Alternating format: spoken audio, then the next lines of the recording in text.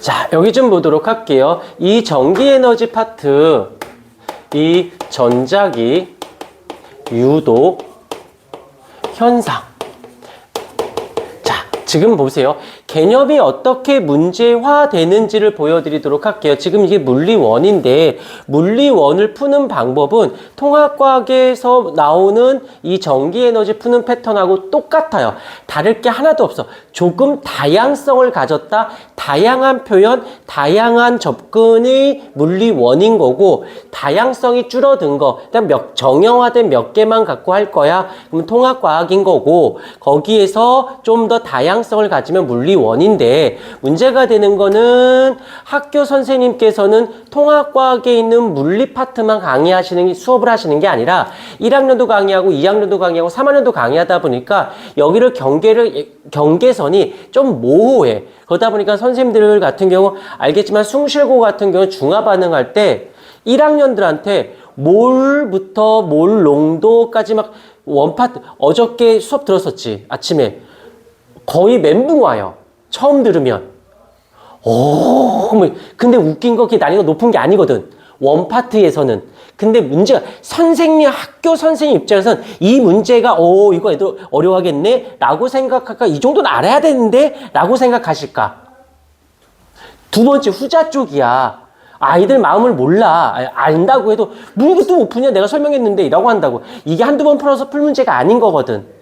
자, 근데 여기도 마찬가지. 근데 그거보단 여기가 조금 더 편한 파트가 무엇이냐면 지금부터 설명하는 이 내용이 있어. 여기 내용에서 벗어나는 문제는 한 개도 없어요. 근데 전혀 뜬구름 없어 보이는데 막상 해석을 하고 쫓아가면 다 여기에서 구결되는 거거든. 그걸 보여드리도록 할게요. 일단 전자기 유도 현상에서 가장 기본적인 거는 역학적 에너지를 이용해서 전기 에너지가 만들어지는 것입니다. 그래서 보통 이제 운동 에너지다라고도 하는데 정확히 이제 역학적 에너지가 전기 에너지로 만들어져요. 좀 다르게 표현해 볼게. 다른 표현 방법이야. 이걸 이렇게 표현할게.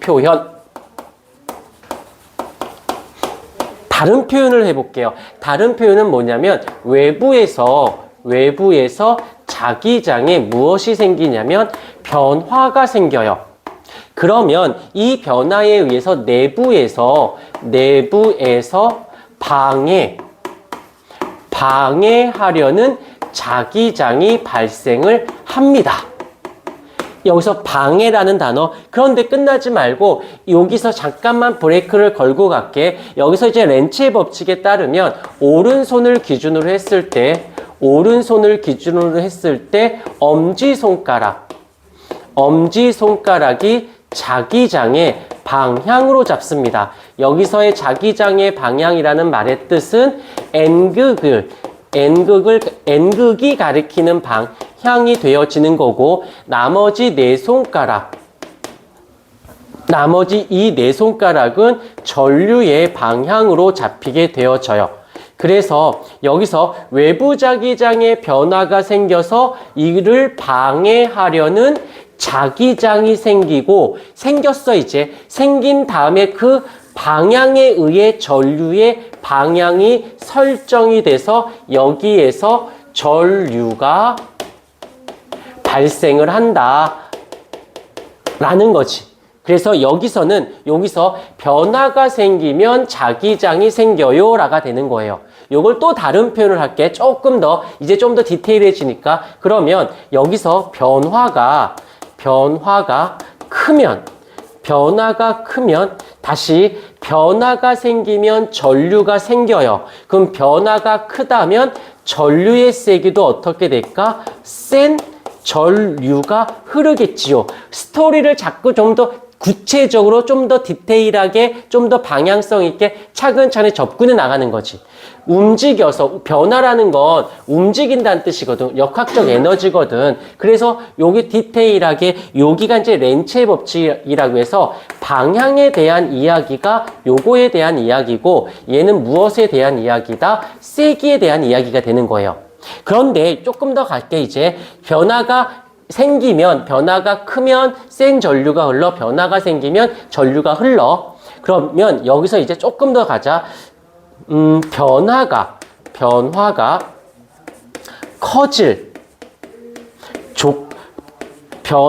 커질 조건에 대해서 알아볼게. 그러면 이건 규격화된 정우야, 일어나서 들어, 일어나서. 첫 번째는 뭐냐면, 자기선속이라고 하고, 어떤 책에서 이렇게 동그라미에 이렇게 있는데, 얘를 파이라고도 읽어요. 요렇게도 쓰고, 그 다음에 자기장의 세기, 자속 밀도라고도 하는데, 세기를 그러니까 다시 말하면, 더 쉽게, 센 자석을 갖다 놓는 거야. 센 자석이면 그만큼 변화가 커진 거지. 이렇게 스토리를 만들어 가면 되고요. 두 번째는 시간이 짧다는 말은 빠르기가 어떠하다? 빠르기가 커질수록 그것 또한 변화가 커진 거잖아. 오케이. 마지막에 세 번째로는 가뭄수를 라지 n이라고 씁니다. 가뭄수가 크면 클수록 어떻다? 또한 변화가 커진다. 자, 기호로 자기선속을 파이라고 쓰고 시간의 변화를 델타 t, 가뭄수는 라지 n. 그래서 여기서 여기까지 됐어. 그런데 우린 조금만 더 들어가자. 조금만 더. 살짝 끊었다 다시 할게요. 너무 길면 그러니까.